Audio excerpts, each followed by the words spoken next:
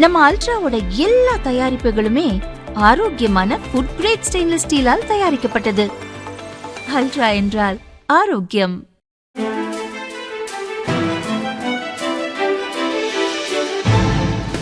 தட்டை, சீடை, முறுக்கு, ரிப்பன் போகடா, அதிரசம் என்ன வேணாலும் செய்யுங்க.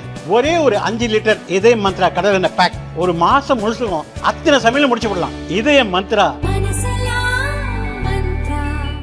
2026 தமிழக சட்டசபை தேர்தலுக்கு இன்னும் 10 மாதங்கள் இருக்கும் நிலையில் ஓரணியில் தமிழ்நாடு என்ற பிரச்சார இயக்கத்தை திமுக ஜூலை 1 துவங்கியது. அமைச்சர்கள், MP, MLAக்கள், மாவட்ட செயலர்கள் முதல் ஓட்டுச்சாவடி முகவர்கள் வரை வீடு வீடாக சென்று மக்களை சந்தித்து பிரச்சாரம் செய்து வருகின்றனர். பொதுவாக ஆளுங்கட்சி தனது ஆட்சியின் சாதனைகளை முன்வைத்தும் பிரதான எதிர்க்கட்சியை விமர்சித்தும் தான் பிரச்சாரம் செய்யும்.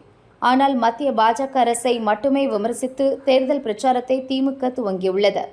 இதற்காக 6 கேள்விகள் அடங்கிய படிவத்தை திமுக தயாரித்துள்ளது.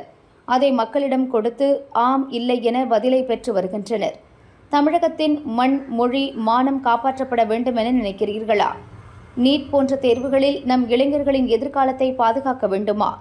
டெல்லியின் அதிகாரத்திற்கு அடிபணியாமல் தமிழகத்தின் உரிமையை காக்கும் முதல்வர் நம் மாநிலத்தை ஆள வேண்டுமா என கேள்விகள் அனைத்தும் பாஜகவை வில்லனாக சித்தரிப்பது போல உருவாக்கப்பட்டுள்ளன. குறிப்பாக இந்த கேள்விகளுக்கு பதிலளிக்கும்படி பொதுமக்களிடம் திமுகவினர் வற்புறுத்தி வருகின்றனர். இதற்கெல்லாம் ஒரே காரணம் சிறுபான்மையினர் ஓட்டுகள்தான் என்கிறது திமுக வட்டாரம்.